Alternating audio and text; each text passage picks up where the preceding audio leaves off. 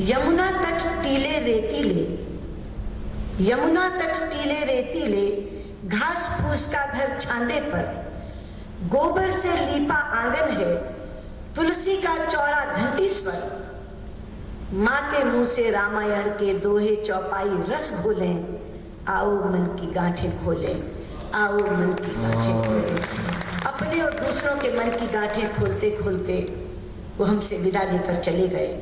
आज आपको काव्यांजलि इतने कवियों ने, आपकी अपनी बिरादरी के लोगों ने अर्पित की है अटल जी, और कल साहित्यकारों ने, विद्वानों ने आपके प्रति श्रद्धांजलि अर्पित की है। सुंदर सुभूमि भैया भारत के देशवा से, मोरो प्राण बसे हिमा खोहरे बटोहिया।